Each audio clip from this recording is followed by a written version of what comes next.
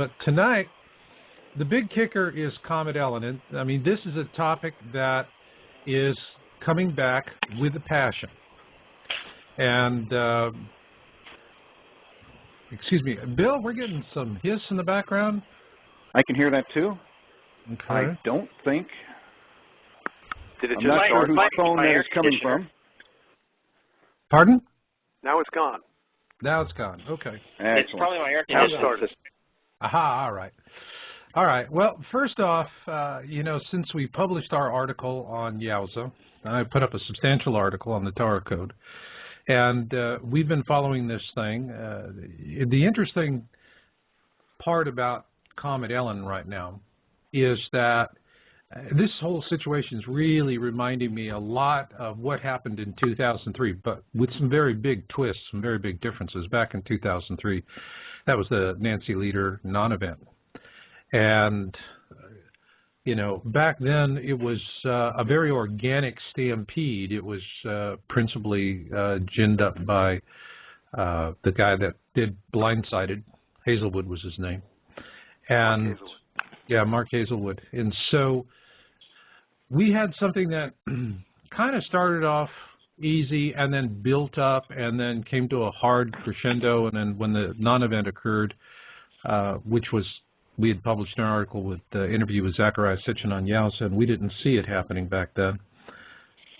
But after that, I mean, interest completely collapsed. Now, what I'm seeing with Comet Elenin, I mean, it's like, you know, let's fast forward here a few years, and I'm not seeing the same kind of organic stampede that we saw with the 2003 Planet X non-event.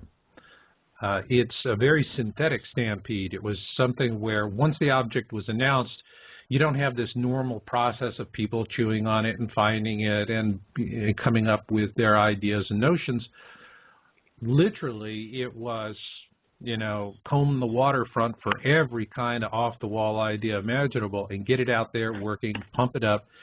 So, I mean, what we saw was that everything was really synthetically ginned up. We saw that here. I think that is something that got my attention with this comet more than anything else. That now seems to have died off a little bit, thanks that we have, you know, that they've done this spin with it disintegrating. And a lot of folks just left the topic, principally the looky-loos. But here's a big difference between 2003 and now is that we're not seeing everybody bailing out. What we're seeing are the looky-loos, but I'm seeing that there's a core constituency that is not, you know, being convinced that they need to walk away from this topic right now. They're not buying it, and they're really a little bit angry about it. That's what I see with a lot of folks, that they're really just not happy with it. But what we really need to focus on here is initially exactly where we are with this object, because at this point, the latest imagery I'm seeing, it looks to me like it's reconstituting. Ed, you've been following it most closely, so I'm going to throw this initial question at you, what you're seeing for the current status of Elenin. Well, it looks like, well, it's there. Now, whether it had broken up, and I guess the technology does say it can pull itself back together and reconstitute itself, especially since the pieces would continue on the original orbital path. But the latest pictures we have, there's some even I saw from today, if I unverified, but and it looks like it's there. It looks like it's there. You know, I read on September 3rd, Leonid Elenin did publish an article on it, and I thought there was a lot of useful information there, actually. You know, what he was saying is, first off, Elenin, and he does it, it's really interesting, he puts up a table and says, well, the comet's really not in a particular spot in the system where it would be inclined to disintegrate, as other comets would, coming a little too close to the sun. And it's just off into a more benign zone. Doesn't go into any depth on that. That was the one thing I noticed. The other thing is that I've watched him in his threads, discussion threads, and the one question that really he's having to grapple with, and you get to understand this even more clearly when you start doing, you take the Russian language posts and run them through Google Translator. And so when he's getting questions in Russian, he's much clearer and in his responses, because obviously it's his native language.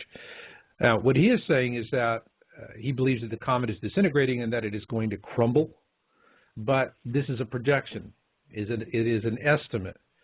On the other hand, we have the Minor Planet Center, which on the same day is publishing a new observation notice for Elenin, and added a footnote to the page that I thought was really interesting. I look for those kind of things. Footnotes can really be a great place to bury some interesting tidbits.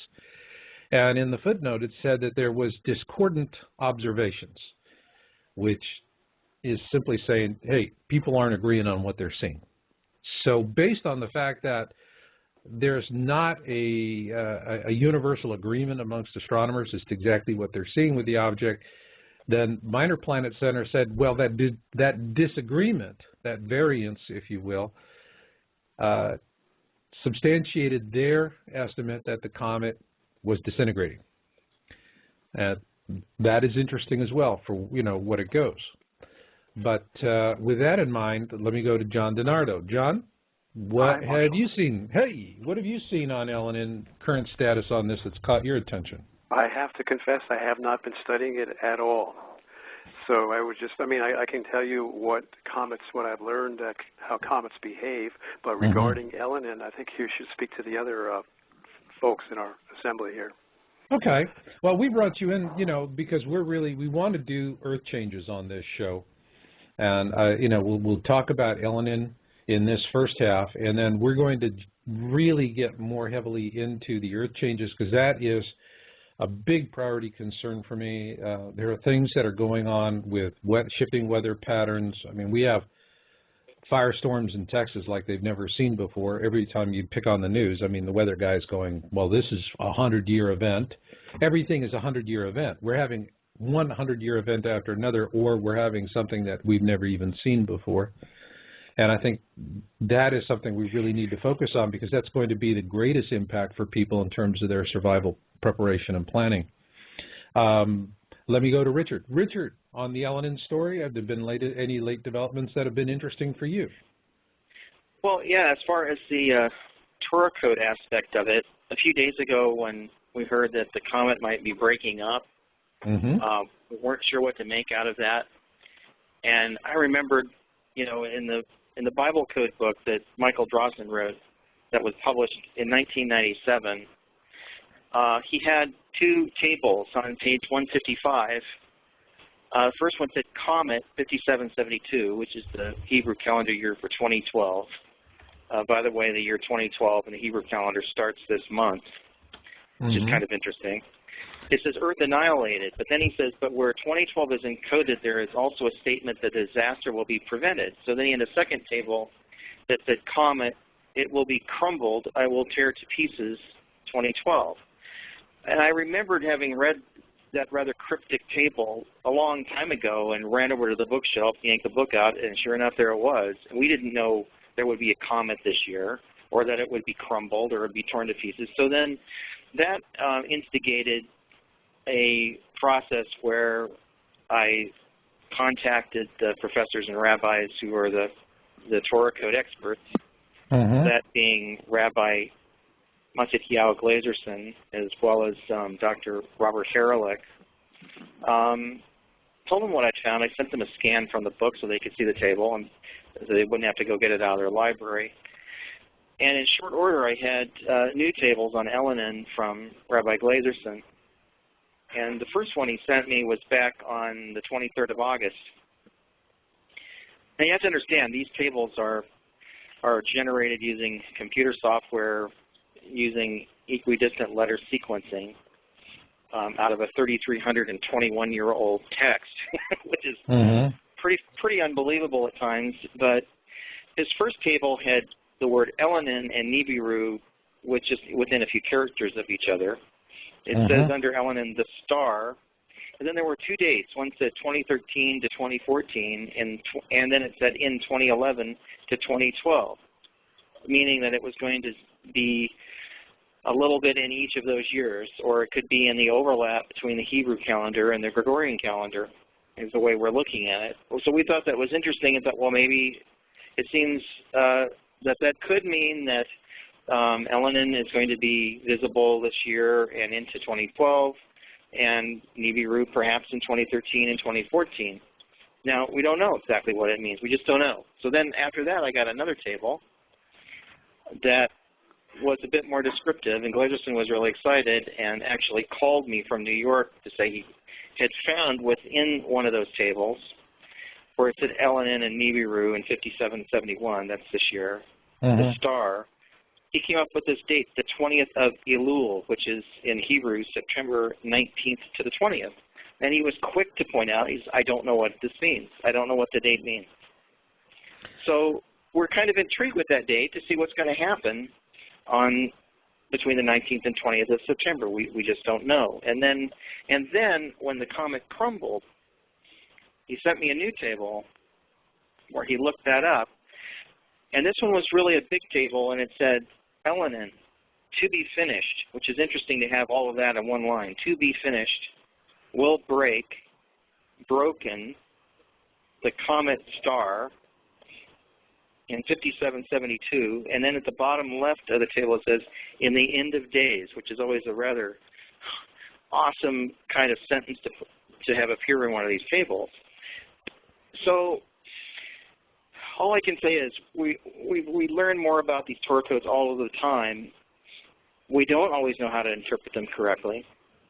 And sometimes we really think that the Torah codes are mirroring what is out in the press at the time. That it's almost like they're mirroring headlines or what people are talking about or what's on the Internet. I still find them very engrossing and quite amazing. Well, I see that, but when we have the tables, and first off, I want to say to the listeners out there, if you, on the episode page for this show, you'll see where it says Comet Elenin link page. There's a link there. If you click on that, that will take you to the link page on yowza.com. And from there, you'll see the table, the third table Richard is talking about. Just click on that, and it'll increase to full size, and so you can read it. Now, here's the thing that was interesting, and what I want to do is then get Ed to jump in on this in terms of what people are going to see and when they're going to see it. Because right now, what we have is the last update in terms of what is supposed to be visible was Leonid Elenin on the 3rd, and what he said is that amateur astronomers between now and the 26th will most likely be the ones to observe it, and other astronomers. However, a detailed look is not going to happen until the 26th of September when it comes in range of SOHO. So with that, let me go over to Ed. And Ed, in terms of what we're going to see and when we're going to see it, what is it you're finding so far in your research? Well, I know Mr. Elenin is actually counting on the SOHO satellite to pick it up around September 23rd. Right.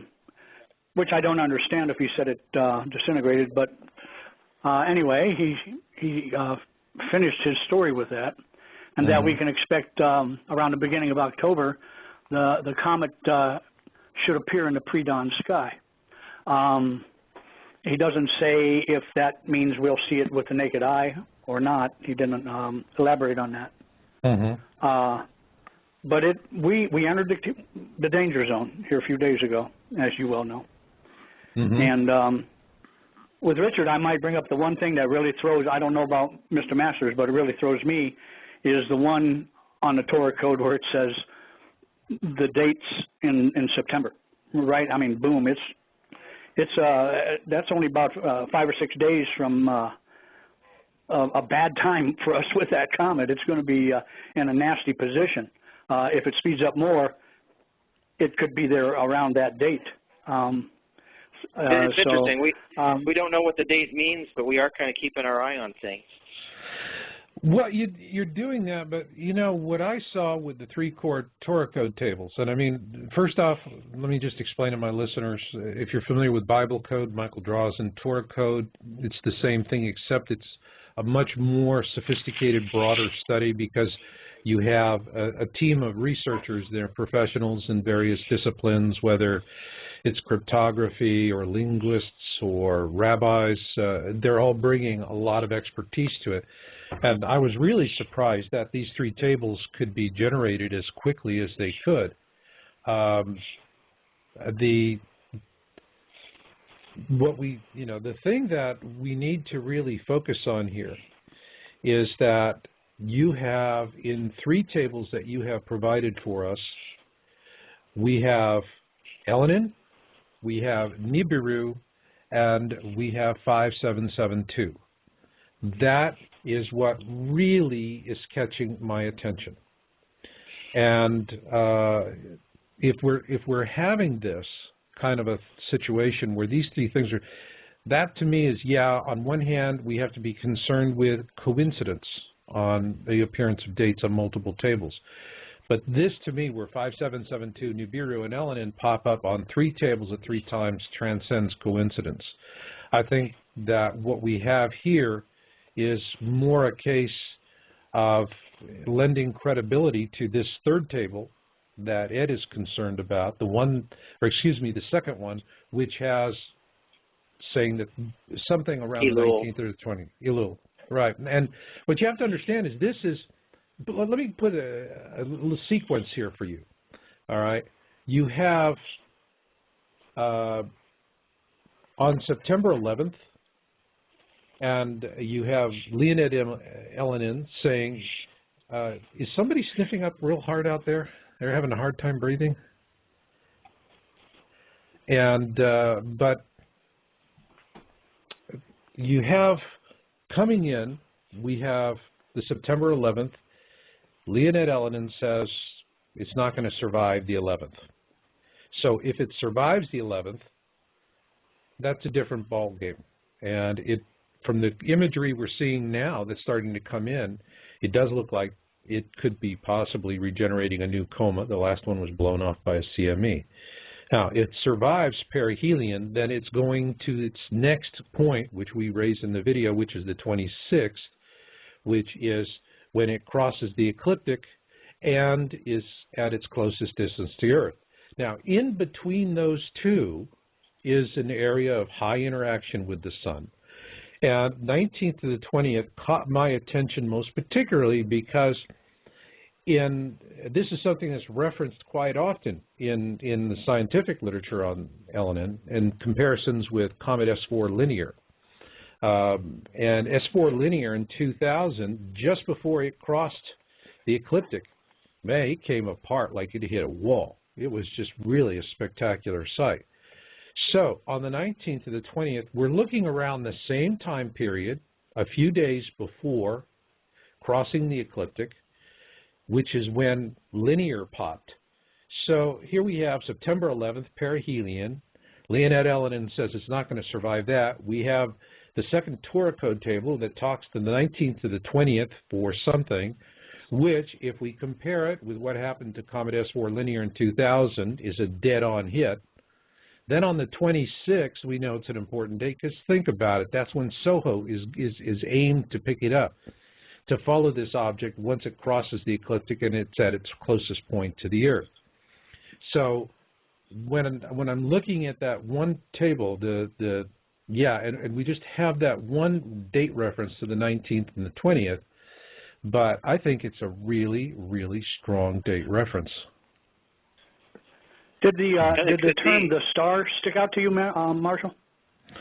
Well, that's the question I have. And, the star, and let's bring John in for this because it's appearing in the Torah. John, yes. When you see prophetic passages on other objects, other prophecies, and the term star is used, how have you seen the ancients use star? Is it something where, for example, we would see a blue star in the sky during the middle of the day?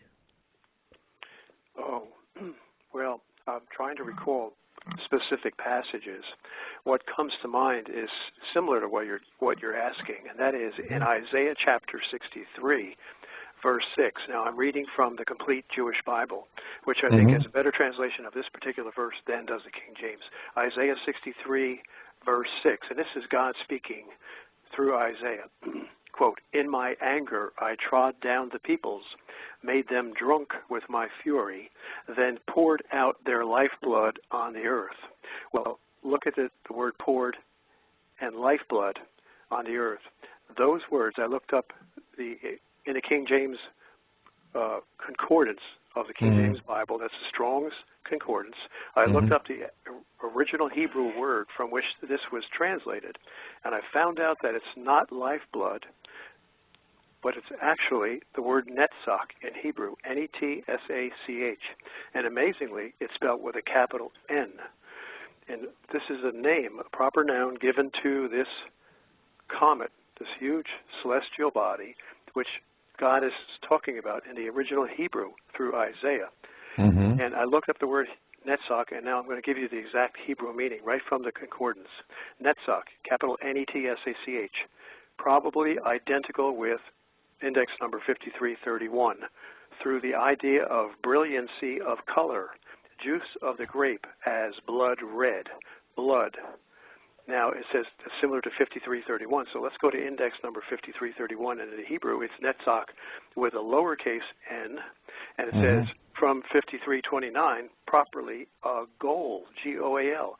In other words, the bright object at a distance traveled towards, hence, figuratively, splendor or truthfulness, confidence, but usually, continually, usually means continually, travel towards a goal continually to the most distant point of view. This is amazing. So now that reversed to 5329. I'm going to read 5329, natzach. It's a slight variation on the word netzach, but the words are all tied together in their meaning. A primitive root, properly to glitter from afar. In other words, to be eminent as superintendent of the temple service. So here we go. We put it all together. We have a glittering object from afar. It's blood red, like the juice of the grape. It's bright object at a distance, traveling towards, and continually towards its goal. Now, if you take that all back to the original verse, Isaiah 63:6, we could say, then brought this bright glittering object from afar to its goal, planet Earth. So this is what I have been inspired by God somehow, I believe, because I don't know how I would have gotten the idea of going specifically to that verse 6 of chapter 63. It must have been some kind of inspiration from God, I believe, because I don't have the capability myself to zero in on something like that. But you can see from all these definitions, it's so distinctly and clear that we're talking about a large blood red glittering object traveling from afar, from the greatest distance away toward its goal, continually toward its goal, which is Earth. And that's the Hebrew translation, which the original, of course, the English translators who translated into the Complete Jewish Bible, which is in English, or into the King James Bible, they could not comprehend such a bizarre meaning. So therefore, they reached out for the most extreme and obscure meanings. But you can see it right here. The concordance lays it out. So there's the star that you're talking about. And I'm sure in other verses that does speak of a star. For example, we have the Israelites leaving in their exodus from Egypt. They were guided by a pillar of fire during the nighttime, which gave them light. And then during the daytime, this was a cloud over them that protected them from the sun. So they were protected by two sort of umbrellas, one an umbrella of light at night and the umbrella of a cloud during the daytime. And I speculated from basic physics, if you have a comet coming very close to Earth, there will be an electrical discharge. It's called sort of like a tube or a plasma discharging from the comet to Earth, because the proximity is so close between a comet and Earth that the electrostatic forces between that electrified comet and Earth, which is neutral in electrical potential, the forces are now become so great that they overcome the resistance of the air between them, and you have a discharging similar to what you would have with a lightning bolt. However, this is a controlled discharge. A lightning bolt would be catastrophic. It would be destructive.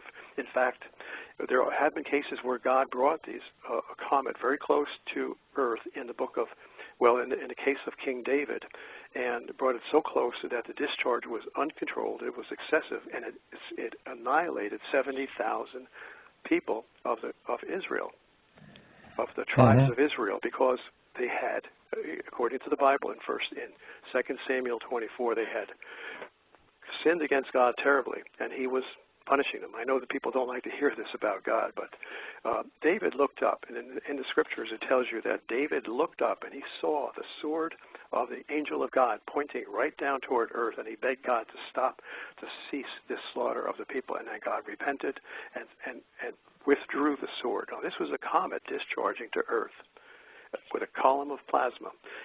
God can ordain that the comet will get just close enough to either create a devastating, destructive discharge, or far enough away that there will be a controlled discharge. Sort of like in electronics, you have what is called a component that's called a resistor. The resistor has a certain amount of resistance that limits the amount of current, electrical current, so that you do not have a destructive amount of current flowing, and that's how they control current flow, is with a resistor. Well, similarly, the distance between the comet and Earth and that resistive layer of atmosphere above the Earth to the comet presents a resistive property such that very conceivably the people of Israel could have been protected by this column of plasma discharging during the nighttime. Now, the Star of Bethlehem in the New Testament, this had to be a very similar event to the one in the book of Exodus where we just spoke about the discharging of the pillar of what the Bible calls the pillar of fire, because the shepherds in the book of Luke saw the comet. They saw the discharge. The kings of the east actually followed it, and there's no way you can follow a comet if it's above the earth because you just don't know where it is. But when it begins to discharge, then that pinpoints a particular location. Wow. So, I mean, you're really giving us a very good insight into how comets are described in the Bible and, how this applies here. Now, John, I am just dying of curiosity to hear both Richard and Ed weigh in on this. As, first off, Richard, as you've been listening to this, what's been rattling around in your gourd? Well, a lot of things. As you know, Marshall, Lynn Marzulli and I went to visit and interview Stan Deo, who's something of a scientist. He's on Coast to Coast AM quite often. And Stan had also looked at some other ancient texts, and like the rest of us, are finding them very intriguing with the things that are happening to the Earth in the past couple of years. He came up with something which I thought was really interesting called the Shatnez Getz. And essentially those are the little crowns that are over some of the Hebrew characters. But oddly enough, the computer doesn't know how to interpret those. And we're thinking that there might be a whole other set of information in those. And he gave us an example of an ancient text that he had seen where it was embossed on copper plates. It reminded me a lot of how they say the cauldron was saved. It was on bronze plate. And except he said in this particular case, it was embossed at different depths, which is really sophisticated. So he said if you took the plate and you did an imprint of it, then just the really deeply embossed characters would show up on your paper. And in those just deeply embossed characters was a whole other set of information that was encoded. So I need to talk to Professor Haralick about that. So you're thinking that your tables could be incomplete, or you're missing other tables that you could be using? Well, when he mentioned that, I thought, well, that's true. The computer doesn't have, when you look at the characters of the Hebrew text, the version that they use is called the Quran, not the Koran, which is the Islamic book, but there's an actual transcription of the Hebrew Torah that they use, and it's all encoded using the computer Hebrew font, but doesn't use the Shatnez-Getz characters. Right. So that's something that I have to talk to Professor Harreluk about and see what he thinks. He believes there's another level, another dimension of Torah codes that we have not tapped yet. And I know that Professor Rips has been working really hard on some really amazing things, parallelisms, total sentences that he's finding. It's just really amazing. We wouldn't even be making any comparisons to all these ancient texts if it wasn't for the Judeo-Christian writings in the Bible of all of these things that until recently haven't made a whole lot of sense. Right. And when you look at them in more of a scientific viewpoint, you go, well, okay. For example, here, I'm trying to find a passage here. Revelation chapter 6 says, there was a great earthquake. The sun turned black. The stars in the sky fell to earth as late figs drop from a fig tree when shaken by a strong wind. The sky receded like a scroll rolling up, and every mountain and island was removed from its place. Now, when you read that, as a kid when I read that, I thought, wow, cool, that's really something. How would that ever happen? And you think it's more or less rather metaphorical. But knowing what we know today about pole shifts and all of that, and the Earth possibly expanding in another mode of expansion, the continents could come loose and slide around if we had a pole shift, and there you go. Right. Well, yeah. Well, every continent and island were shaken. They may not necessarily have moved, but they felt the vibration, or they will feel. This is a future prophecy. Right. But I agree with what you're saying. I mean, this will be a huge earthquake, and you can see the physical characteristics that are portrayed in the text, such as what did it say? The stars rolling up in the sky like a scroll. In other words, all of a sudden the stars disappeared. And well, first before that, you see what looks like stars plunging to the earth, falling to the earth.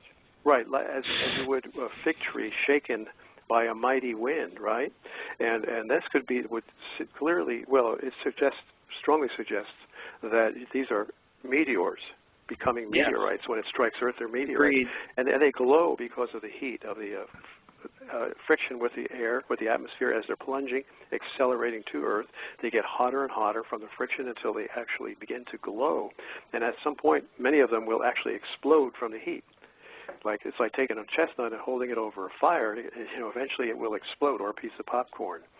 Well, those are the stars that we see falling from the sky. Not really stars, but flaming, glowing, heated up meteors that strike the Earth and become meteorites. But now the scroll rolling up indicates that all of a sudden it appears that the actual stars in the sky disappeared, and that could be massive clouds of black ash. So, it really does give you an understanding of the scientific phenomena that will occur. If you go back to like an Isaiah passage here in chapter 24, it says, behold, the Lord makes the earth empty and maketh it waste and turneth it upside down and scattereth abroad the inhabitants thereof. Now, when you read that, you go, okay, he's turning it upside down. Well, what does that mean? I mean, there's another reference to possible pole shift, that something big could happen. Well, that's, guys, I mean, the whole pole shift concept just keeps coming up again and again and again. But before we get further on this is really interesting stuff. But I'd really like, Ed, for you to jump in on this and just weigh in on what you've heard so far. Go for it. Well, one thing is right off the bat, because you guys are discussing it, I'll get on it right away.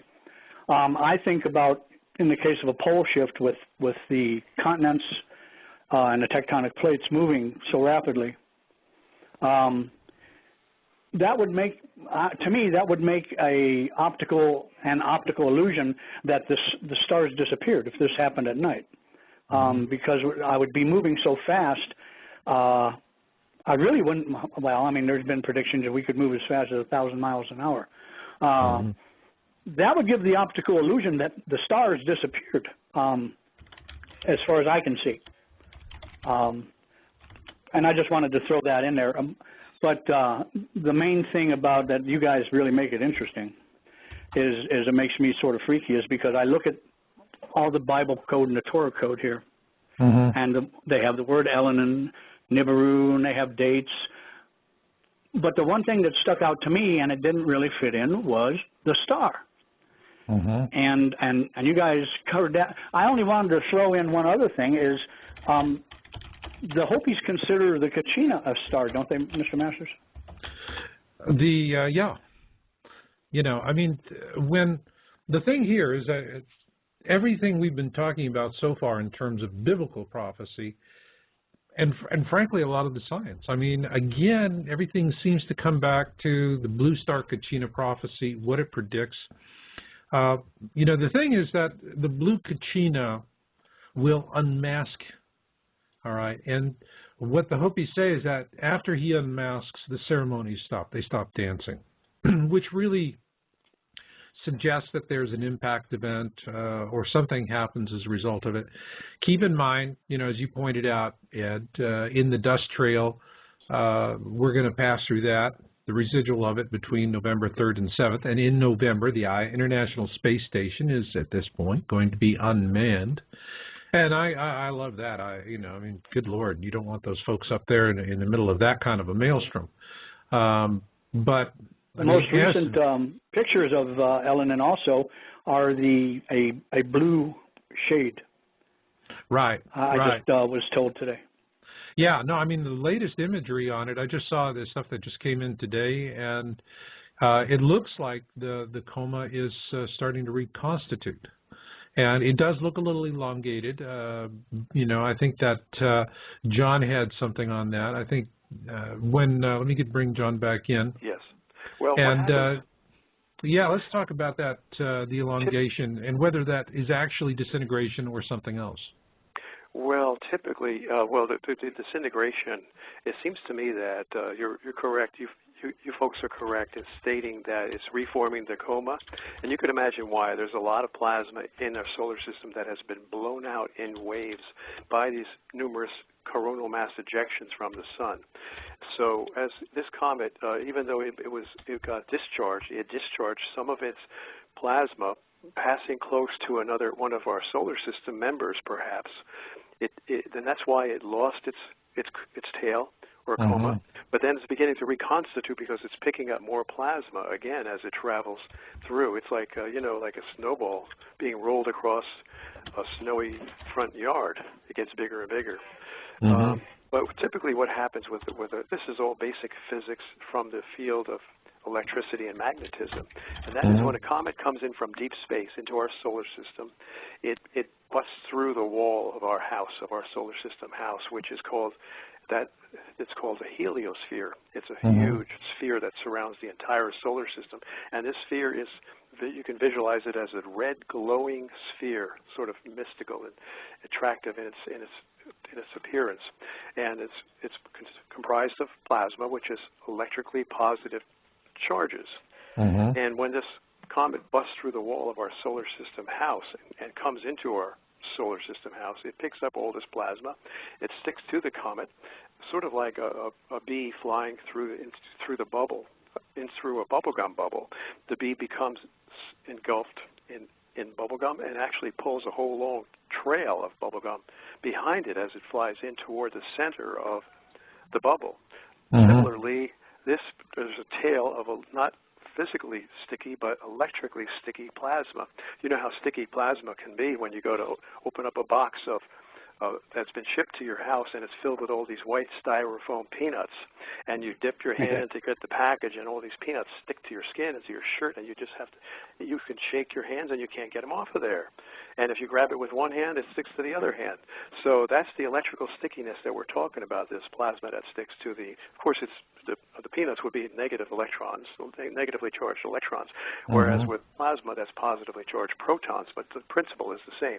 So you have this bee flying through the bubblegum bubble, and as it gets closer to the center, that tail begins to stretch more and more, and eventually the tail breaks loose from the outer heliosphere, and the bubblegum, or I'm combining two analogies. One is reality and the other is the analogy.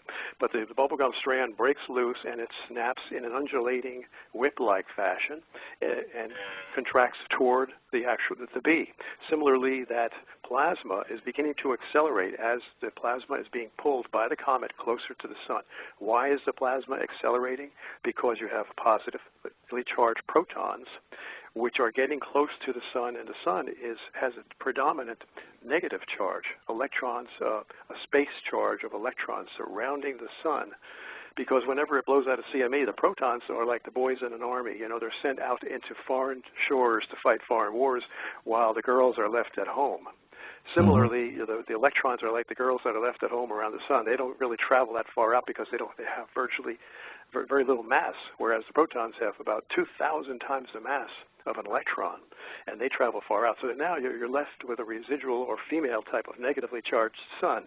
So as the plasma comes closer, it's like the boys coming home from the army. The closer they get to home and see all those girls, the more they begin to accelerate. And that's why the tail comes rapidly, catches up with the comet itself, and then it engulfs the comet in a huge glowing ball. It lights up. It's like a man walking into a dark room puffing on a cigar. Okay. So, yeah, we have a question in the chat room Susan sent us, and for those of you listening in the virtual chat room, if you make sure that our moderator there, Susan, is on top of your question, we will get it covered during the show. And for those of you who want to call in, Bill Zam is standing by in the screening room. Make sure you give him your name and where you're at and what your question is. And the guest call-in number is 818-495-6962, 818-495-6962. And I just want to make sure we did cover this one question from Dr. Kate in the chat room. She wants to know, picking up plasma, how is plasma generated? The plasma originates from the sun. When the sun blows out solar winds very frequently, almost constantly, and sometimes the solar winds are very strong in the form of coronal mass ejections, whereby the coronal layer of the sun actually lifts off and is blown out into space in all directions in three-dimensional space. Well, that's where the plasma originates, because you have a splitting of and I can't give you the complete details because I'm not a nuclear physicist, but there is nuclear fusion occurring, and some of the byproducts of the solar activity are protons, which are only merely hydrogen atoms. Now, hydrogen atom, like any other atom, if it's neutral, has the same number of protons in its nucleus as it has electrons in its valence band surrounding the nucleus. So therefore, the positive and negative charges, if they're both equal in number, cancel each other out. And you have a neutral hydrogen ion. But when their reaction occurs such that that single revolving electron in a valence band around the hydrogen nucleus, that single electron is kicked out by a high energy, now that you have an ion, you have a hydrogen ion, and now it has a net charge, which it did not have when it was clinging to its electron.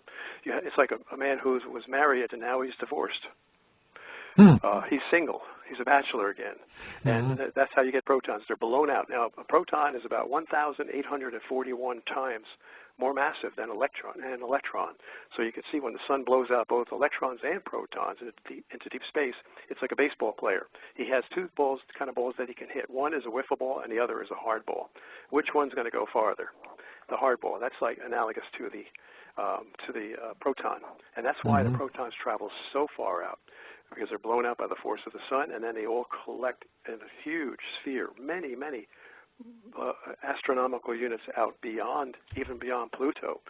And that's how the proton sphere, called the heliosphere, is formed. But then it gets discharged by incoming bodies. And these incoming bodies, do just like the comet I was telling you about. They create a low resistance path, sort of like a bug flying into one of these electrified bug zappers that we used to have years ago. And they get in between the electrified high voltage plates. And what does the bug do? How does it zap? How does the zapping occur? Well, there's no zapping when there's nothing but air in between these high voltage electrified plates. They want to discharge, but the air provides such a resistance that there's no electrical discharging current. However, when the bug flies in there, he presents a low resistance discharge path and causes a short circuit right through him from the positively charged high voltage plate to the negatively charged high voltage plate. As you know, opposite charges attract, and that's what happens with comets. It's like the bee coming through there. All of a sudden, you get this discharging of the heliosphere. Now, the heliosphere got severely discharged over the past decade by Planet X and all of its comets coming through into our solar system. But now it's becoming pumped up again. And, well, that basically answers your question without me digressing too far. Okay. Now, Richard, we've had a really good discussion about the word star, which appears in the tables that you gave us.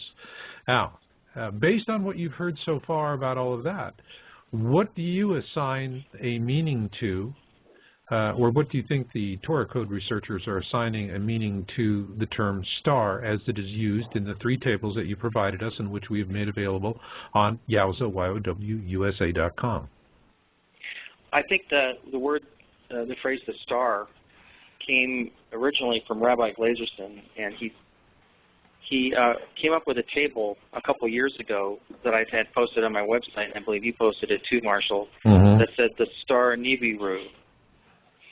And I think he was using that phrase along with to see if there was anything in the Torah about Nibiru. What I think is interesting about all these new tables is that's a very unusual name, and to find it so many times in the Torah, I think, is significant. Well, I think the word "the star" might be connected to Nibiru. Well, you know, one thing is Nibiru is a Sumerian word. It's not a Hebraic word. It means planet of the crossing, as we all know. Right. Sure. However, now we know that for that to be in a Hebrew code, I was just going to say he's looking at how that word would be presented in modern Hebrew, and then he takes that and looks at it sometimes from a Kabbalistic approach, and other times just from knowing ancient Hebrew, and puts that word in and does a search on it, and he has continuously found it, which, you know, not every word is in, we can't find everything in the Torah, but sometimes we end up with multiple keyword sets, and that's always interesting when that happens. Ask him, when you speak to him, ask him to look for the word Netzach, N-E-T-S-A-C-H. And that is the word that the Bible, in the original Hebrew, for the destroyer. If I may, I'd like to read from the Complete Jewish Bible, the book of Exodus, and I'm going to read just a brief passage, a very salient passage here. Then Moses called for all the leaders of Israel and said, "Select and take lambs for your families and slaughter the Pesach," that means Passover. Slaughter the Passover lamb. Take a bunch of hyssop, which is never mind, I won't get into detail. Take a bunch of hyssop leaves and dip it in the blood of this Passover lamb, which is in the basin. Dip it in the blood in the basin. Now, visualize this. You're painting blood. Smear it on the two sides and on the top of the door frame. Now, visualize this. You've got two strokes, one going on the left door frame, a stroke of blood painted in a horizontal line on the left side of the door frame. And similarly, you have a stroke of blood painted horizontally on the right side of the door frame, and then finally you have another stroke of blood painted on the top of the door frame. I'll continue reading the passage in the Complete Jewish Bible from Exodus chapter 12. Then none of you is to go out the door of his house until morning, for Adonai, that's the Lord, will pass through to kill the Egyptians. But when he sees the blood on the top and on the two sides, Adonai will pass over the door and will not allow the slaughterer, King James renders that as, will not allow the destroyer, which is Netzach, to enter your houses and kill you. You are to observe this as a law, you and your descendants forever. So this slaughterer was to come over, and it's what is the connection between this two strokes? What kind of a picture is formed by a stroke of blood with two strokes of blood on each side of it, but below it? Well, go to Zechariah Sitchin's book, The 12th Planet, page 240, and I'll read you a passage from there. Wherever archaeologists uncovered the remains of Near Eastern peoples, the symbol of the winged globe was conspicuous, dominating temples and palaces, carved on rocks, etched on cylinder seals, painted on walls. It accompanied kings and priests, stood above their thrones, hovered above them in battle scenes, was etched into their chariots. Clay, metal, stone, and wood objects were adorned with this symbol. The rulers of Sumer and Akkad, Babylon and Assyria, etc., all revered this symbol. Hittite kings, Egyptian pharaohs, Persian shahs, all proclaimed the symbol and what it stood for, supreme. It remains so for millennia. So this is, and it goes on to say that it's actually the sign of the cross. It's Tau, or Tav in the Hebrew, and it was seen as a cross in the sky. Well, before it became a cross, it was actually a winged globe, meaning the bottom, the vertical bar of that cross was missing. Why was it missing? Because the comet did not come close enough in Egypt during the time of the Passover. It did not come close enough to Earth to actually discharge that column of plasma that I was talking about, that pillar of fire that we just talked about before. Right. So if it gets close enough, this plasma comet starts to spread out. Wings begin to spread out laterally in both directions, wings of plasma as it gets closer, because the solar winds are now blowing very heavily. Why? Because you have a flirtation between the comet coming closer and closer to the sun and the sun itself. You have an electrical flirtation. They're both getting hotter. They're both gasping and breathing more heavily, and the sun is throwing out more plasma. And this plasma builds up and collects around the comet in the form of wings. And there's your winged globe. So now we've connected the Bible account to the actual physical phenomena of how a comet can become a winged globe. And Zecharia Sitchin, on page 241 of his classic landmark book, The 12th Planet, shows various pictures, each one from various civilizations who all saw the same winged globe. And it's interesting. They all appear with different, drawn in a different style, but they're all the same winged globe. It's sort of like, I can describe the pictures that I'm seeing right here in the book to you.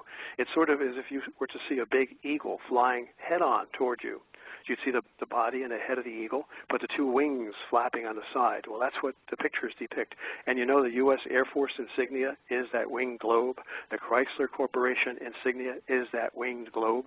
You see, it's been carried on for centuries. It's an ancient legend that has been carried on, and it's just amazing. But now, when this planet comes again, you're going to see a winged globe. If it gets close enough to Earth, it will discharge, and you'll see the sign of the cross, just as we see in Zecharia Sitchin's book.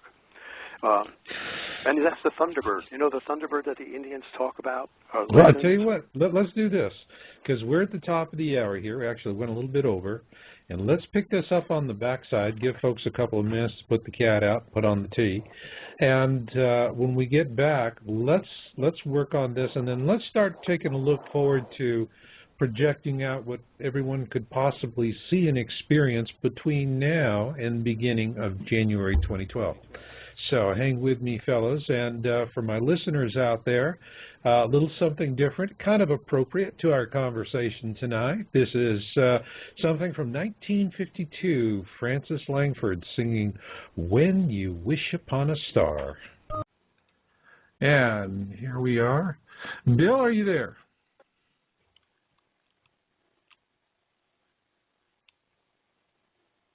I am now live on the air. Can everybody hear me? I can hear you. We have lost our I can hear you. We have our guest back. That's good. And John, are you back there with us? Yes, I am. Okay, that's good. We have been having some real bizarre problems with the switchboard tonight. Darn. I guess we're just getting popular with the cockroaches again. That's just the way it happens. But anyway, John, before we went to the music break, you were in the middle of something, so why don't you get back on that? Well, I was talking about the comets and how they operate, and actually how we have ancient testimony from both the Hebrews in the book of Exodus, which corresponds to the testimony of other civilizations who lived during that same time period and witnessed these same cataclysms.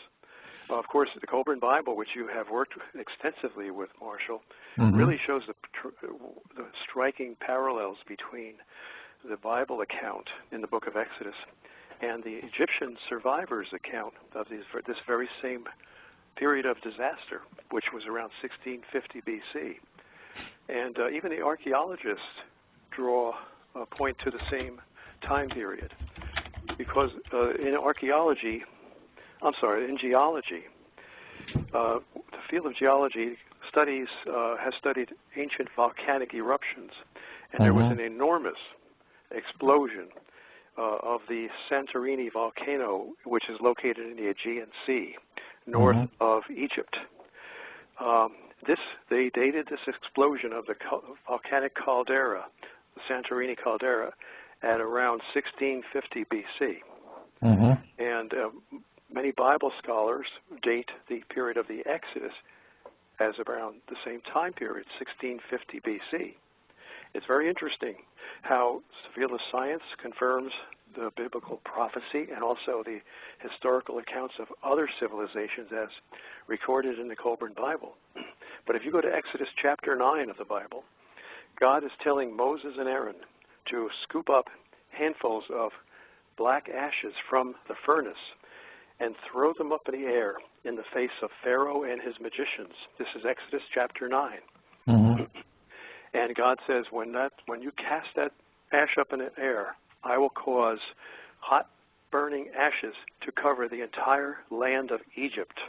And so Moses and Aaron obeyed and threw the ashes up in the air, and the entire land was covered with hot burning ashes, and it was burning the faces of Pharaoh and his magicians. Now, comparing that, correlating that account in Exodus chapter 9 to what the geologists say was the explosion of the Santorini volcano, that cloud of ash would have drifted southward just at that particular God-ordained moment when the explosion occurred prior to the event between Moses, Aaron, and the Pharaoh, and gave just enough time for that ash cloud to drift southward. So that's another very interesting parallel between science and the Bible. Another one is this. You know what they say in comedy, timing is everything. And so, it would have to apply the same here. With this, we have, interestingly enough, I mean, you're getting into some excellent descriptions about the red star Kachina, which is going to follow in the wake of the blue star Kachina. And before we go further on this point, what I wanted to do is add, in terms of the blue star Kachina, red star Kachina, and we're looking at those two objects, one following after another. And here's an interesting question. I'm going to throw it to all three of you guys. We have a blue Kachina, red Kachina, two very different objects. One is a harbinger, one is the principal event. And this is predicted by Hopi prophecy. We know that it has taken approximately 10,000 years for Comet Elenin to arrive from the hinterlands, so to speak, of our solar system, and which means it would not have been present during the last flyby of Planet X, which was in the 10 plagues of Exodus. All right, so now the question in my mind is there a connection here in terms of Hopi prophecy to knowledge that predates the ancient Egyptians and the Hebrews? Anybody want to step up on that one? Well, I might toss in that the Hopis, their prophecy didn't mention the Kachinas about the other, what you would call suns, worlds, or whatever, as pertaining to, like, we're going to go into the fifth world. Right. Right. So yeah, they didn't pertain to that before. You know, the Kachina pertains to this one.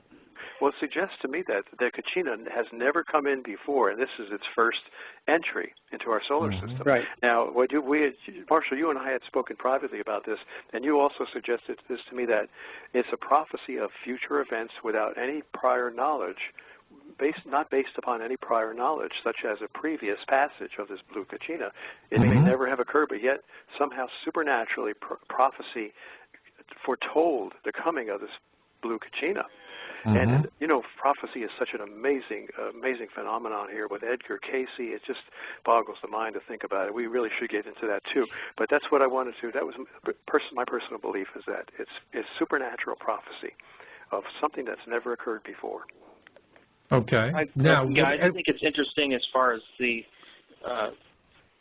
book Worlds in Collision, Immanuel Velikovsky's book, where he refers to the plagues of Exodus. He refers to an ancient Indian transcript that says that the oceans stood up, and believed that at that point it wasn't just happening in Egypt, but it was a global phenomenon going on. Right. Yeah. Right. I mean, you can imagine what happens to the oceans just by that little old moon that's out there. 1/5 the mass of planet Earth. It causes tidal fluctuations. Of course, distance is the predominant factor. Distance more so than mass between two gravitationally attracting bodies. But when this planet gets very close, I mean, it's so huge, it can definitely cause the oceans to move. And you know, I wanted to say about the pole shift that occurred, or the parting of the Red Sea that occurred in around 1650 BC, when the Egyptian army was chasing after the fleeing Israelite slaves. And God presented a column, a discharging column, or a cloud. I guess it was a cloud of fog between the advancing Egyptian army and the helpless Israelite slaves when they reached the shores of the Red Sea. And God told Moses to raise his hand up and the sea would part. Now, people have said, oh, maybe a landmass came up, a land bridge came up. But if you read the accounts in the Bible, it says, no, there was a huge wall of water on both sides of the Israelites as they walked down into the bottom of the seabed, and huge walls of water. Now, imagine what would happen if you had a double tsunami, something where, for example, let's take it on a small scale. You have a bathtub filled with water, and you have a 2x4 that's short enough to fit in sideways, crosswise, to the length of the bathtub, and you put this 2x4 in the bottom of the bathtub, and then you pull the 2x4 abruptly out of the bathtub. What you create is a force on both directions in the bathtub, forcing the water to roll back in both directions. And, you know, just like a tsunami, this is essentially like a tsunami event where you have double drawback. And, you know, with the Asian tsunami, there was tremendous drawback such that the seabed was bare, and there were dead fish or floundering fish flopping all over this sandy seabed, and the children were running out collecting these fish. Well, that seabed, that drawback lasted for about a half hour or so. And then all of a sudden the big tsunami wave came in. Well, this double drawback caused by a ridge crossing the Red Sea, and I believe they found that this ridge actually existed. This ridge might have popped up, and why would it pop up? Well, you have massive gravitationally attracting bodies pulling at the crust of Earth, pulling this fault line up from the seabed of the Red Sea, causing a ridge to form, and then when the body went by, the ridge collapsed again. And that's the same kind of effect that I was describing with the bathtub. And you have a double drawback causing both sides of the sea to part temporarily for a few hours, giving the Israelites enough time to cross. And then when the Egyptians pursued afterward, the water came back, joined together again, and drowned the entire Egyptian army and all their chariots. And we have seen photographs. I have books with photographs of these coral-encrusted chariot wheels and axles at the bottom of the Red Sea. I've seen those photos, and also, interestingly enough, in the Colburn Bible, you know, there was a lot of folks saying that it was the Reed Sea, not the Red Sea. And, you know, no, I haven't seen the Reed Sea thing really well explained. But one thing that Colburn was very precise about was that the Pharaoh of the Exodus story died at the Red Sea. He was at the head of the column leading the charge. And when the waters rushed in, that was the end of him, and his replacement was a much quieter fellow, more academic, studious, and that it told us that the ancient Egyptians had a real dickens of a time after all this because they were invaded from the south. And because this was, the 10 Plagues of Exodus was a much, much bigger global catastrophe. And it, really transcended that more, hit between the two of them. But, a question I have here gets back to, and the reason why I made that first question, got you guys to answer it, was that when I look at blue Kachina, red Kachina, there's nothing in the Bible that talks about that in terms of that pairing of objects. But well, we haven't found it yet. But we have. Richard has three we tables haven't found of it in the Torah Bible code. yet. Right. Right. Okay, you're right. So, in other words, it's embedded in Torah code, so it's very deeply embedded. So now the question, though, that comes to my mind is that, this comet took 10,000 years to get here. All right. So now, John, you're saying it's paranormal prophecy. All right. I still am curious about this. I want to go to it because we have a question that came in from the chat room that also really addresses this. It came in from Mark Cash, and he wants to know, what about the cycle of enlightenment? And so as a preface to answering that question, I want to first go to Richard and say, all right, Richard, here's the point. It took 10,000 years for Comet Elenin to get here. It's mentioned in the Torah code. It's mentioned in Hopi prophecy. So how is this awareness created of an object that was, 10,000 years ago, guys, we were in caves, right? Running around beating women with I'm not clubs. so sure about that anymore. Yeah, I don't know. Yeah, they're finding a lot of evidence that, and it says, and actually there's a lot of, in the Colburn Bible, interestingly it says, this is not the first time human beings have populated the earth. This is our second time. That the first time, we really messed up. And so we were all told, that was it. Everybody was hosed. And it was start over again.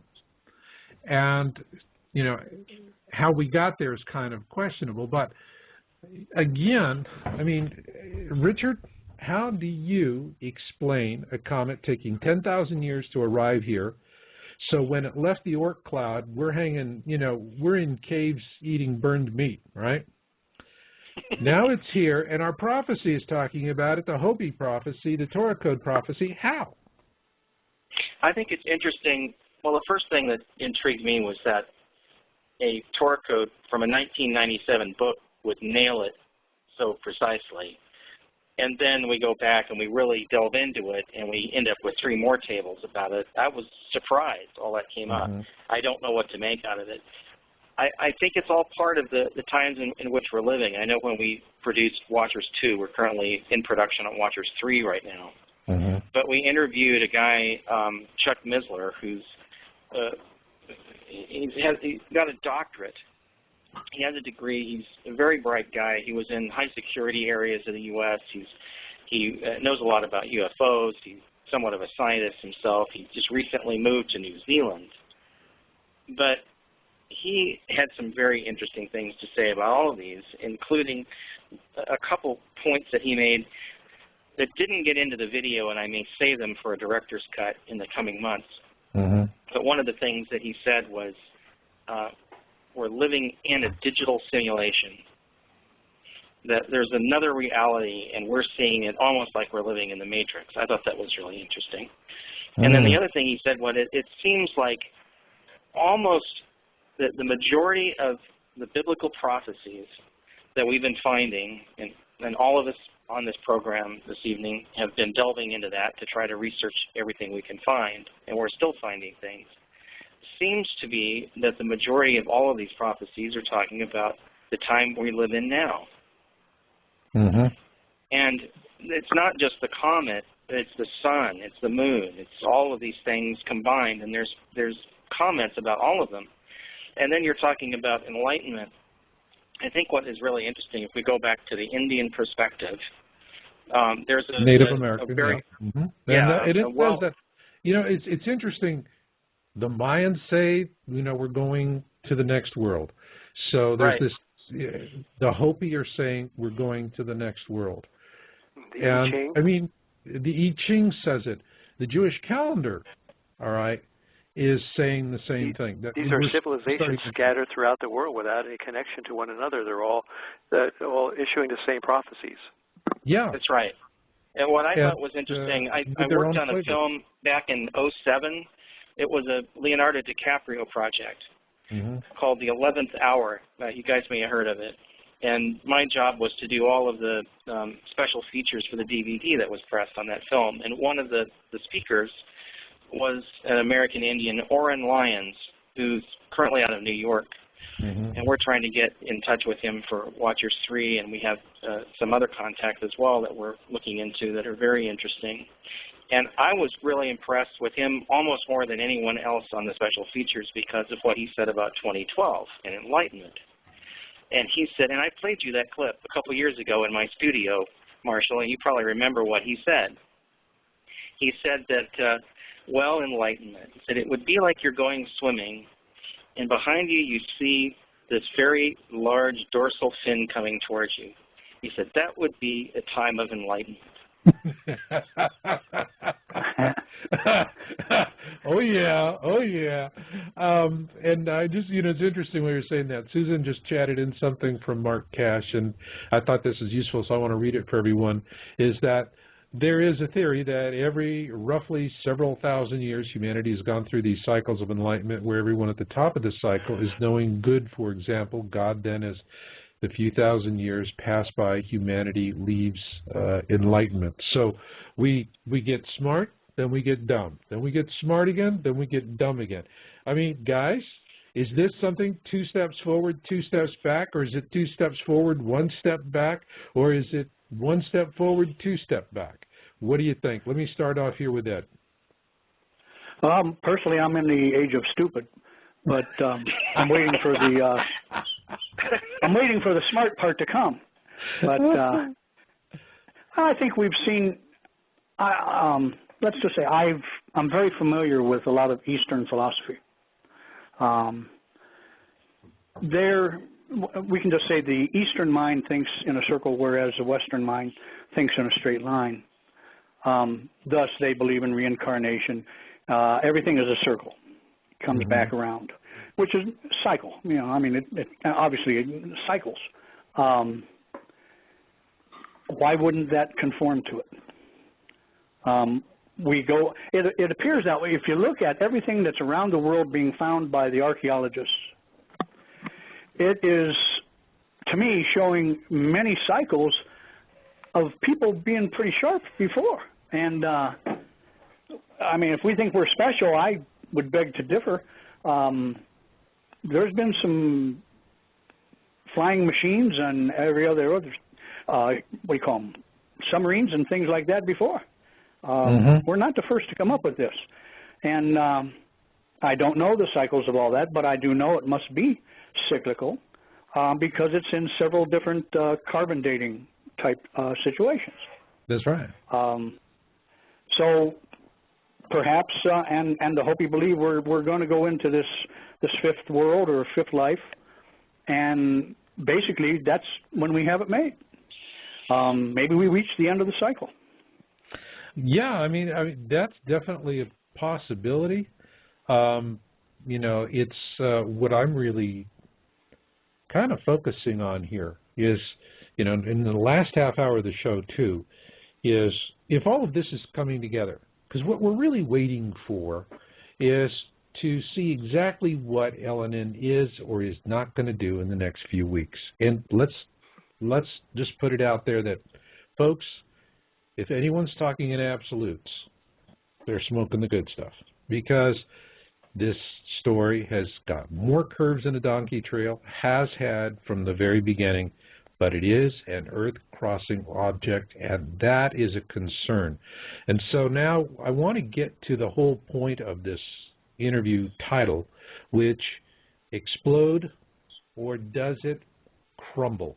And with that, Ed, I want you to address that, and then once you finish that issue, John, I want you to jump back in and talk about the consequences of what Ed is seeing. So, Ed, What's your take on it? Do you see an explosion, or do you see a crumble for the comet? If it is an explosion, what could possibly cause that? I'm right in line with John, and well, we had a program on it just in the recent past about the capacitive comet theory. And it's exactly along the line of what John was saying, with the comet being of one fantastic charge, the sun being of another, and the Earth being of another. If it's going to happen, it's going to happen soon, and depending on the, how would you say, the enormosity of an electrical connection between the sun and the comet, that would determine whether it disintegrates or it just breaks up into chunks. It's only going to get about twice as close to the Earth as it will the sun. In other words, it'll be twice as far away from the sun when it's its closest. So perhaps that won't be the violent electrical connection. That connection will be when it gets near Earth. Electrically speaking, I believe it could happen either way, depending on how large of an electrical interaction. Okay. Let's assume it explodes. All right? And we cannot say that it will or will not. Folks, let's be honest. Whatever is going to happen is going to happen out there. All right? And when that does happen, it may or may not have consequences for us. And we're not going to know anything definitive until we really know. And it's just been the nature of this story. But now let's assume that we have an explosive event and the comet shatters and sends out a pretty wide debris trail. Now, John, I'm going to throw this to you and say, fine, now we've got this shotgun pattern coming. What I've been reporting is it's like flying through flak in World War II. But what are you seeing in terms of us crossing the residual dust tail of this object with a lot of nasty stuff in it? I believe it's going to sweep Earth, as has happened according to ancient records in the past. The iron oxide dust trail, along with the larger debris, which is gravitationally captured by this huge comet. And the huge comet could be one of the surrounding comets of Planet X and Nibiru, such as Elenin. Elenin may be one of the surrounding comets around Planet X, Nibiru. You know, in the Oort cloud, there is the Oort cloud is way, way out in deep space, beyond the heliosphere. And this Oort cloud is comprised of comets. You know, it's like a huge swarm of gnats way out there. And as this huge celestial body comes in, it attracts some of the comets, sort of like a huge magnet would attract iron filings as you slide the magnet across a table filled with iron filings. You would actually pull some of the iron filings away toward it. And this has been observed by John Murray, Dr. John Murray of the Open College of London back in the 1990s, and similarly, a parallel discovery by Dr. John Matisse of University of Louisiana in the 1990s. They found that long-period comets were no longer randomly moving, but they were moving in such an organized way as to suggest a huge celestial body. In fact, Dr. Matisse and Dr. Murray both postulated the size of this object as being larger than Jupiter. So we know it's going to pull in. It's pulling in either Elenin, the smaller body, or Planet X itself are going to be pulling in debris because they have a huge gravitational field. It's going to sweep past Earth. Where is it going? Why would it go past Earth? Because it's on its way to the sun. The sun is the focus of this elliptical course on which these objects are on. And it's all due to gravity. That's the force that's pulling these objects in. And it's so, gravity is something that everyone in the world understands with painful, a reality. When you hold a rock outstretched in your arm, and release that rock, you know it has to fall to the Earth because body A is being attracted to the much larger body B, planet Earth. Similarly, you have the sun. It's pulling these objects in, and that's what's happening. So it's on its way to the sun, and on its way it's going to pass over the Earth. If it's in an elliptical path, it doesn't go straight, like sort of like a one of those paddle balls. Do you ever see, the rubber ball that's connected to a paddle by a long elastic band? And then when you hit the ball flies outward and until it reaches the elastic limit of the band, and then the ball is pulled back in again. Well, it's more, the traveling of these comets is more like an elliptical path. So in order to approach the sun in an elliptical curved path and whip around the sun like a slingshot, it must pass either over or under all the planets on the ecliptic plane, which is that invisible disk in space on which all the planets revolve around the sun. So it's going to pass over Earth, and when it does, it'll sweep Earth. We have a record of that in the book of Exodus, and in the Colburn, too, as you know, Marshall, where rocks... Yeah, go ahead. Go ahead. Marshall, can I make a quick comment? You jump in. There's two things I'd just like to point out. There's been a comet, not a comet, but a meteorite, which has already swept through Peru just a few days ago on the 26th of August. It made a fiery trail through the sky and landed on the ground and exploded and set a forest on fire there. I mean, it didn't just go through the sky to look at it. It actually made contact with the earth and started a fire, a fairly big one. It sounds like Tunguska, like the Tunguska event of 1908. Well, yeah, not quite as big as that, but what I think is that happening, we may already be seeing some particles being sucked our way from all of these things that are floating in our direction. And the other thing I wanted to mention was, back to the whole pole shift thing, which I think is so important, Stan Deyo showed us an experiment that he was working on. He has kind of a little lab downstairs in his basement. And you guys probably already know about this, but maybe some of our listeners wouldn't know. If you take a length of copper wire and stretch it out and connect it to a car battery or a similar DC voltage source, the wire will momentarily twist in one direction, and then as the voltage stabilizes, it will go back to its normal shape. Well, this has been true for, as long as we've been doing this. It always does it. And a friend of mine out here, Bob Williams, who built the first Terminator robot, is somewhat of a physicist himself. And but yeah, it's called the right-hand rule, he said, that basically the wire always jerks in the same direction. Even if you change the polarity on the battery, it still goes in the same direction. Well, Stan said, as of 3 months ago, when he does that experiment now, and he does it very accurately using mirrors and lasers, he said now the wire is twisting in the other direction, which shows that something has changed. Yes. And when I told Bob that, Bob says, "Oh my God." Magnetic field of the Earth. We've got something going. Yeah. Either that or some kind of gravitational thing is happening. So that's kind of physical proof. Yeah, I don't understand quite. I didn't get the complete picture of this experiment, but I gather that there's electricity and magnetism are both electrical charge flow in conjunction with a magnetic field will produce the moving or the shoving, the pushing aside laterally of this electric charge path. Right, it's kind of like the same theory. I mean, we were talking about, how water goes down the drain in one direction in the northern hemisphere and the opposite direction in the southern hemisphere. And it's another kind of physical law. That's probably related to the Earth's magnetic field. Most likely. Yeah, I mean, and what we're seeing here, too, I can show you, you asked about what will happen when this thing sweeps Earth, its tail, its debris, its dust, its rocks, boulders, meteors. What will happen to Earth? Well, we have a record of what happened to Earth.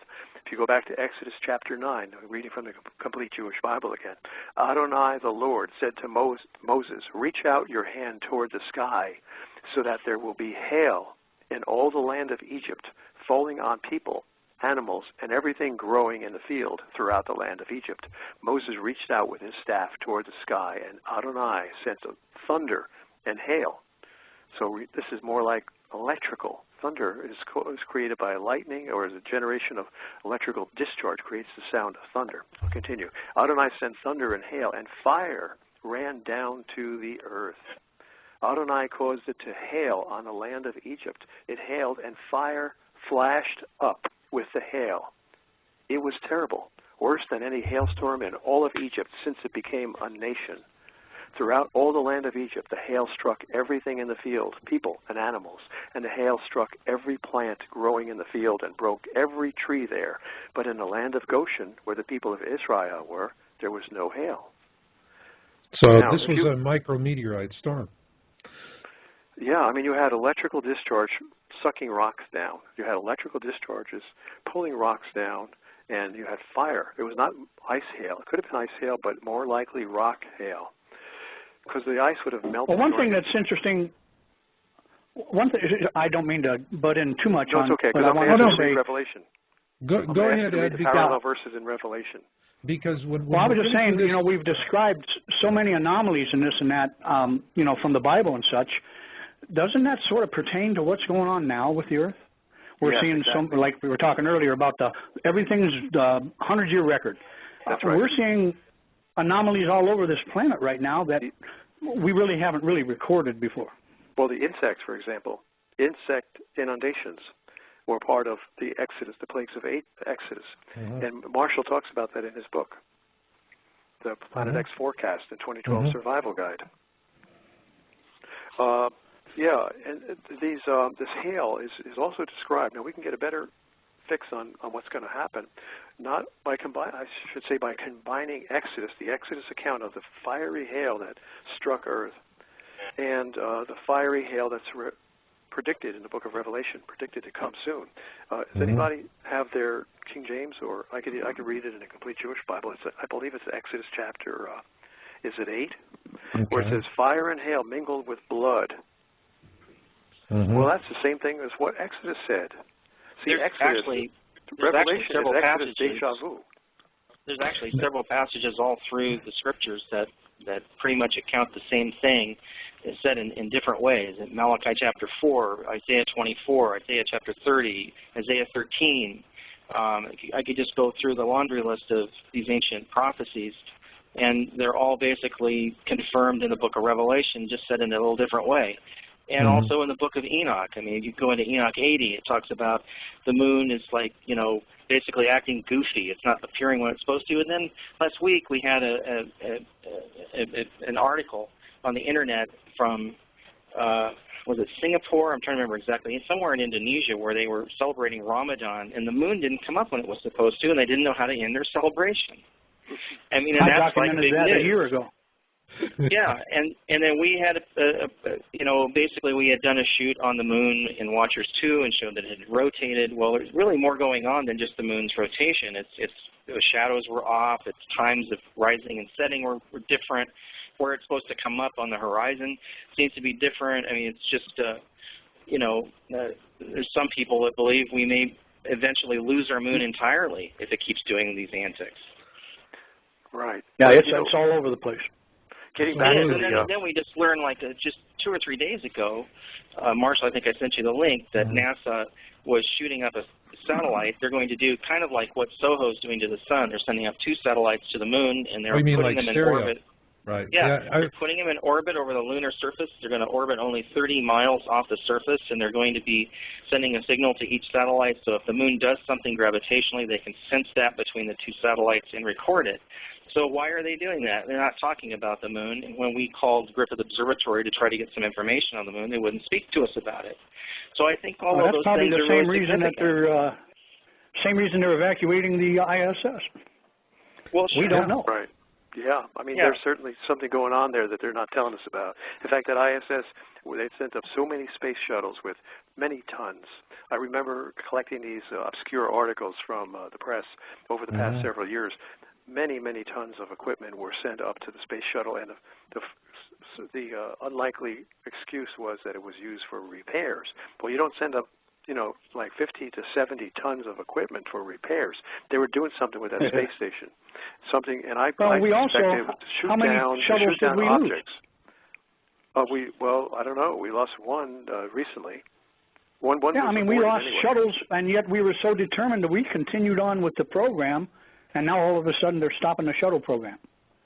I mean, even after Columbia knows they blew up and people got killed, we're really sorry about that, but we got to have the next flight next month. And they continued on, and now all of a sudden the shuttles are no longer usable. because they know Planet X is coming in, and they are desperate with that International Space Station. That's the real reason. They're desperate to either shoot down these objects.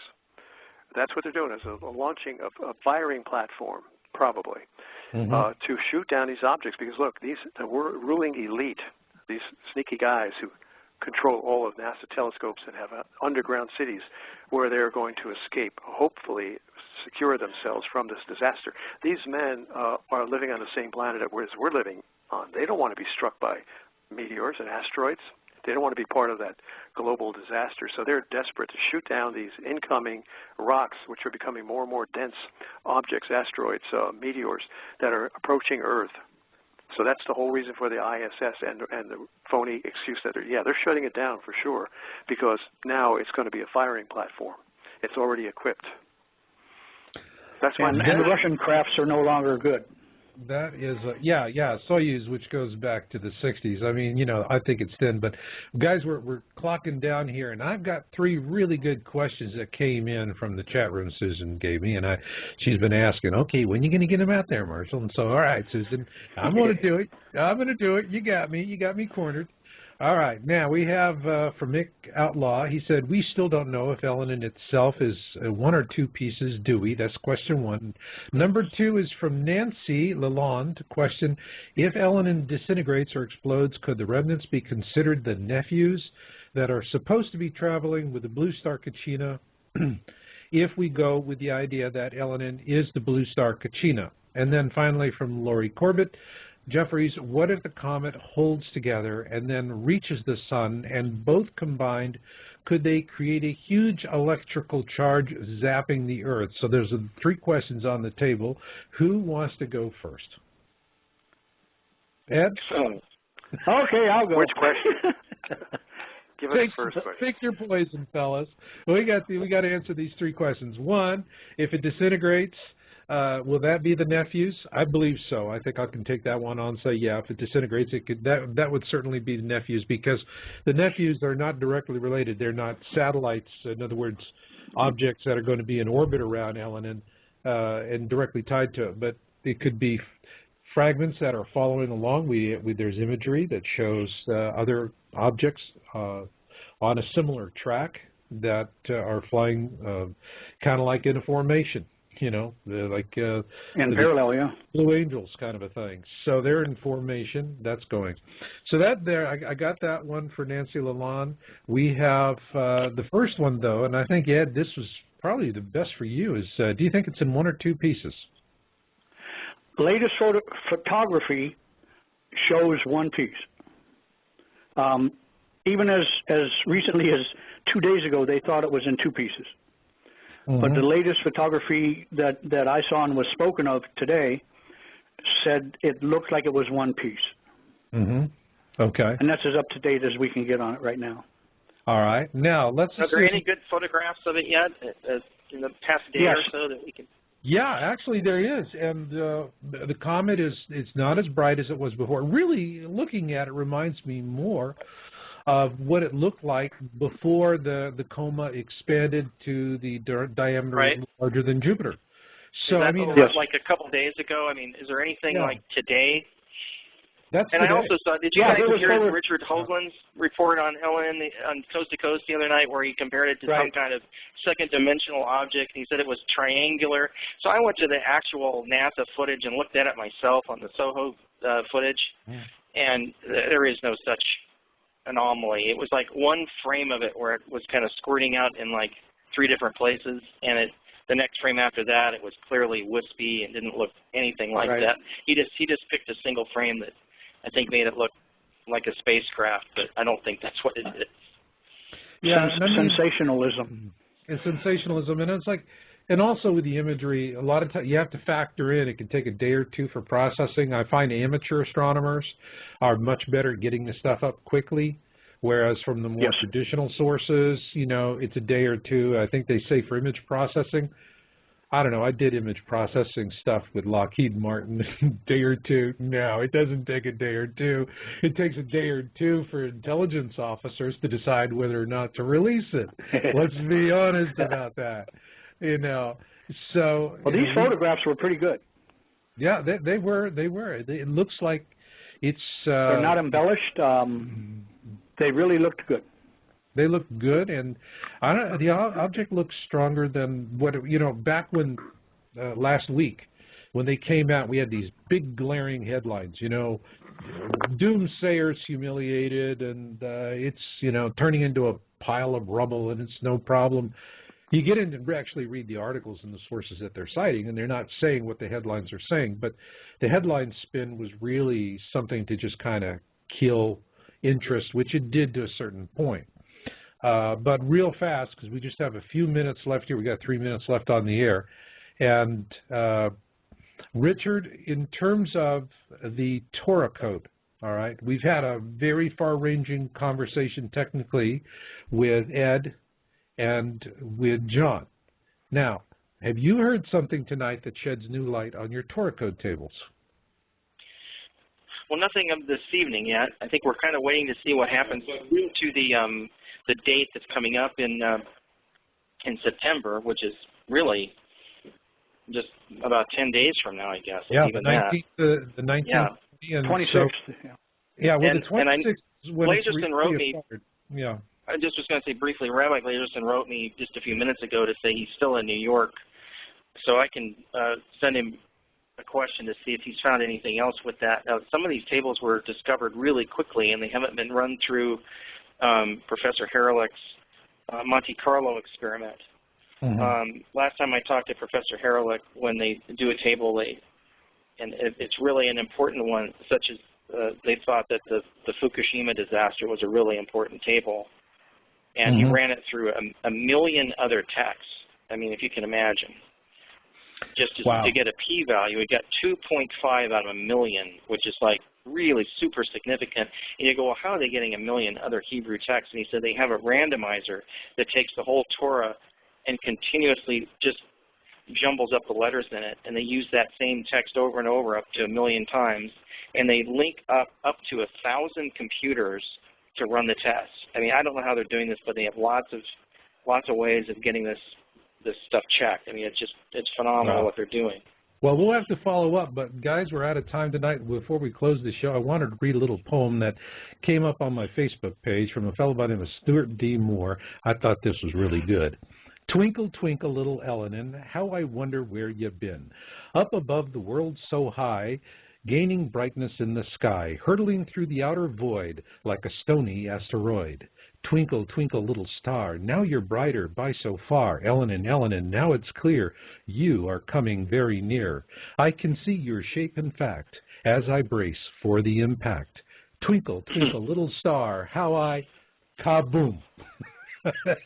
So I think that was a fairly good note to leave it on tonight. Guys, this has been a really, really fabulous panel.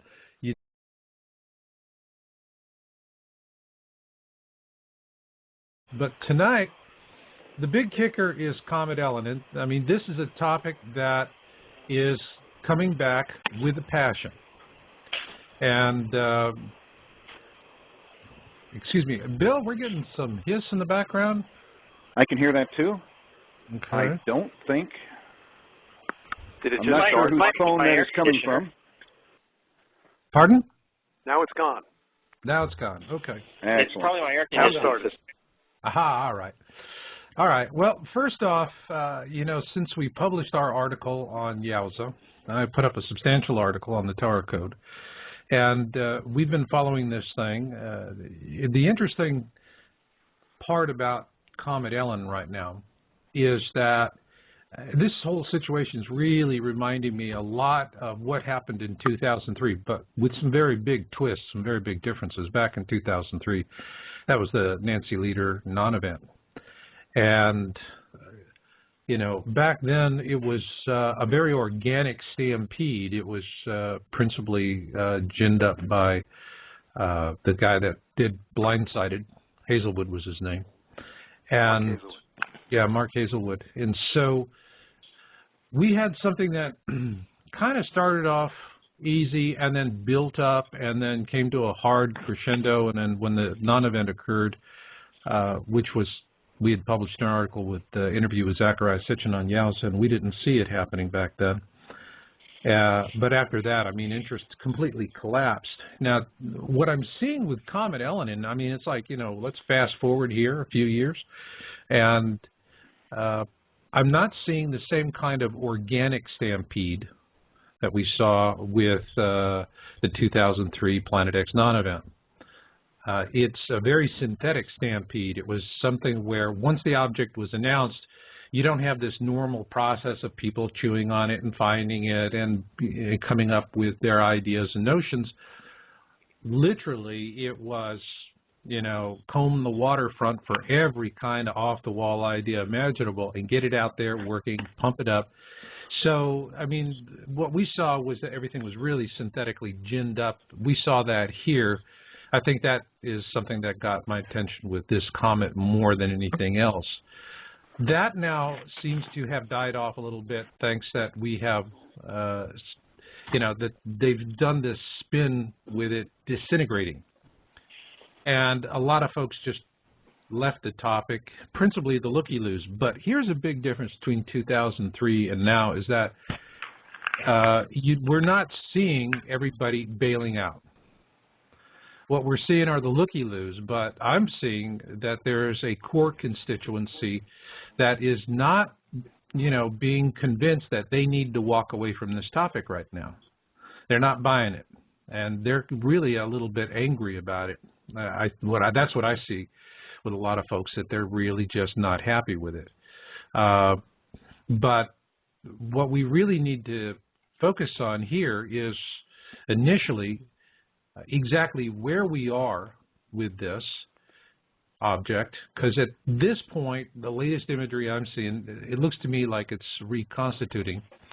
Ed, you've been following it most closely, so I'm going to throw this initial question at you, what you're seeing for the current status of Elenin. Well, it looks like, well, it's there. Whether it had broken up, and I guess the technology does say it can pull itself back together and reconstitute itself, especially since the pieces would continue on the original orbital path. But the latest pictures we have, there's some even I saw from today, if I unverified, but and it looks like it's there. It looks like it's there. You know, I read on September 3rd, Leonid Elenin did publish an article on it, and I thought there was a lot of useful information there, actually. You know, what he was saying is, first off, Elenin, and he does it, it's really interesting, he puts up a table and says, well, the comet's really not in a particular spot in the system where it would be inclined to disintegrate, as other comets would, coming a little too close to the sun. And it's just off into a more benign zone. Doesn't go into any depth on that. That was the one thing I noticed. The other thing is that I've watched him in his threads, discussion threads, and the one question that really he's having to grapple with, and you get to understand this even more clearly when you start doing, you take the Russian language posts and run them through Google Translator.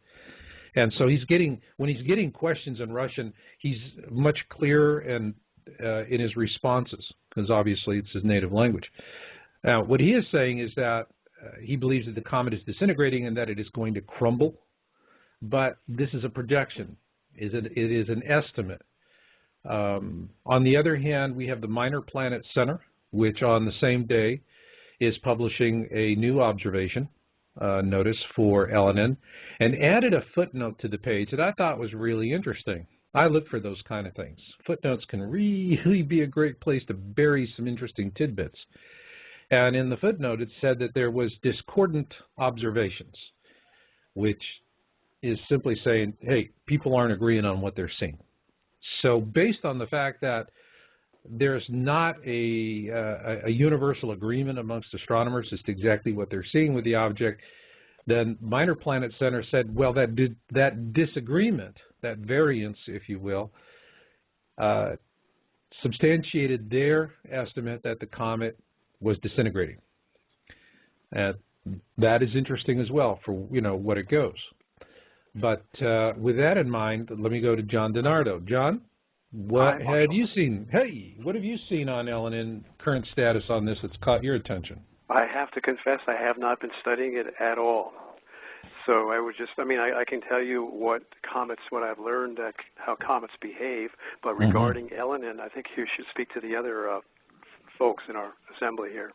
Okay. Well, we brought you in, because we want to do Earth changes on this show. And, we'll talk about Elenin in this first half, and then we're going to really get more heavily into the Earth changes, because that is a big priority concern for me. There are things that are going on with shifting weather patterns. I mean, we have firestorms in Texas like they've never seen before. Every time you pick on the news, I mean, the weather guy's going, well, this is a 100-year event. Everything is a 100-year event. We're having one 100-year event after another, or we're having something that we've never even seen before. And I think that is something we really need to focus on, because that's going to be the greatest impact for people in terms of their survival preparation and planning. Let me go to Richard. Richard, on the Elenin story, have there been any late developments that have been interesting for you? Well, yeah, as far as the Torah code aspect of it, a few days ago when we heard that the comet might be breaking up, we weren't sure what to make out of that. And I remembered, in the Bible code book that Michael Drosnin wrote that was published in 1997, he had two tables on page 155. The first one said Comet 5772, which is the Hebrew calendar year for 2012. By the way, the year 2012 in the Hebrew calendar starts this month, which is kind of interesting. It says Earth annihilated, but then he says, but where 2012 is encoded, there is also a statement that disaster will be prevented. So then in the second table that said Comet, it will be crumbled, I will tear to pieces, 2012. And I remembered having read that rather cryptic table a long time ago and ran over to the bookshelf, yanked the book out, and sure enough, there it was. We didn't know there would be a comet this year, or that it would be crumbled or be torn to pieces. So then that instigated a process where I contacted the professors and rabbis who are the Torah code experts, that being Rabbi Matityahu Glazerson, as well as Dr. Robert Haralick. Told them what I'd found. I sent them a scan from the book so they could see the table, and so they wouldn't have to go get it out of their library. And in short order, I had new tables on Elenin from Rabbi Glazerson. And the first one he sent me was back on the 23rd of August. Now you have to understand, these tables are generated using computer software, using equidistant letter sequencing out of a 3,321-year-old text, which is pretty unbelievable at times. But his first table had the word Elenin and Nibiru, which is within a few characters of each other. It says under Elenin the star, and then there were two dates. One said 2013 to 2014, and then it said in 2011 to 2012, meaning that it was going to be a little bit in each of those years, or it could be in the overlap between the Hebrew calendar and the Gregorian calendar, is the way we're looking at it. So we thought that was interesting and thought, well, maybe it seems that could mean that Elenin is going to be visible this year and into 2012, and Nibiru perhaps in 2013 and 2014. Now, we don't know exactly what it means. We just don't know. So then after that, I got another table that was a bit more descriptive, and Glazerson was really excited and actually called me from New York to say he had found within one of those tables where it said Elenin and Nibiru in 5771, that's this year, the star. He came up with this date, the 20th of Elul, which is in Hebrew, September 19th to the 20th. And he was quick to point out, I don't know what this means. I don't know what the date means. So we're kind of intrigued with that date to see what's going to happen on between the 19th and 20th of September. We just don't know. And then when the comet crumbled, he sent me a new table where he looked that up. And this one was really a big table, and it said, Elenin, to be finished, which is interesting to have all of that in one line. To be finished, will break, broken, the comet star in 5772, and then at the bottom left of the table it says, in the end of days, which is always a rather awesome kind of sentence to have appear in one of these tables. So all I can say is we learn more about these Torah codes all of the time. We don't always know how to interpret them correctly.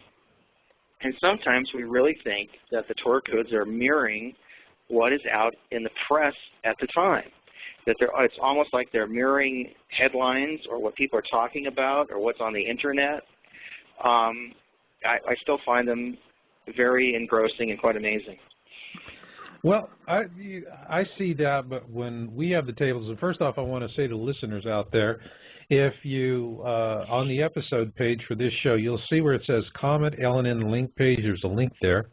If you click on that, that will take you to the link page on Yowza.com. And from there, you'll see the table, the third table Richard is talking about. Just click on that, and it'll increase to full size, and so you can read it. Now, here's the thing that was interesting, and what I want to do is then get Ed to jump in on this in terms of what people are going to see and when they're going to see it. Because right now, what we have is the last update in terms of what is supposed to be visible was Leonid Elenin on the 3rd, and what he said is that amateur astronomers between now and the 26th will most likely be the ones to observe it, and other astronomers. However, a detailed look is not going to happen until the 26th of September when it comes in range of SOHO. So with that, let me go over to Ed. And Ed, in terms of what we're going to see and when we're going to see it, what is it you're finding so far in your research? Well, I know Mr. Elenin is actually counting on the SOHO satellite to pick it up around September 23rd. Right. Which I don't understand if he said it disintegrated, but anyway, he finished his story with that, and that we can expect around the beginning of October, the comet should appear in the pre-dawn sky. He doesn't say if that means we'll see it with the naked eye or not. He didn't elaborate on that. But we entered the danger zone here a few days ago, as you well know. And with Richard, I might bring up the one thing that really throws, I don't know about Mr. Masters, but it really throws me, is